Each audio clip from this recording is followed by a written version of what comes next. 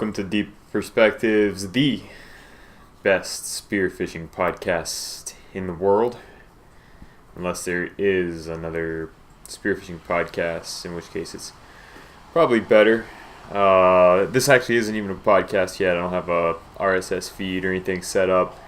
Probably just put it on YouTube. It's more like the pilot episode, but I do have a second one. I've already started filming. It's going to have Mike Hatcher and his guns and his diving. I think that will officially kick off the podcast, but for this one, let's get going and talking about the Omer HF 110. The barrel of the Cayman HF is real unique. It's supposed to make it stiffer. It also makes the gun a lot more buoyant. It had a tendency to want to roll over upside down, which bugged me a little bit, but I hadn't used the gun much. The guy I borrowed it from said it really doesn't bother him at all.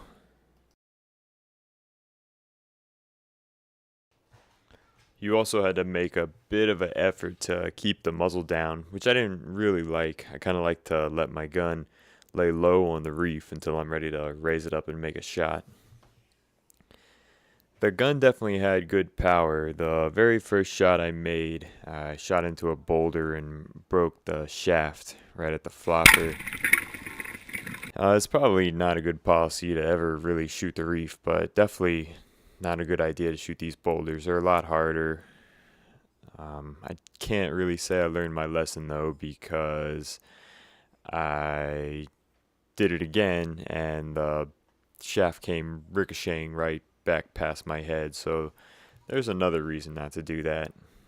In general, I'm not actually a big fan of Omer shafts, but in this instance, I can't really blame them. It's pretty much my fault. I was really just targeting invasives, so you don't really need that much range against those. 110 is a bit long, so I powered down to one band, and the gun did really well with one band. Still very accurate. Still had pretty good power, plenty of range to reach out and get the Roy Toao Tape. And I really like that.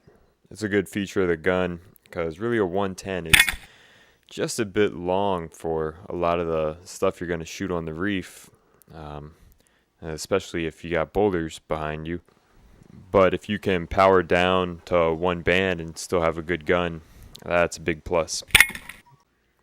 I did make a couple shots with two bands also, just to prove that it could be done, and I thought the gun was real accurate with two bands also.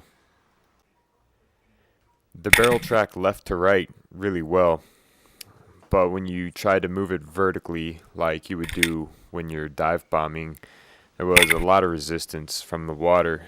That made it kind of tough. I missed a couple shots trying to dive bomb, and the barrel would get real squirrely.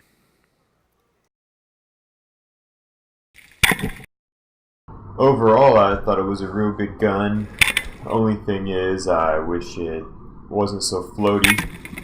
So that pretty much wraps up this episode. Real quick, thanks to Calamine for letting me use their music, although he didn't actually let me use it. I don't think they even know I'm using it.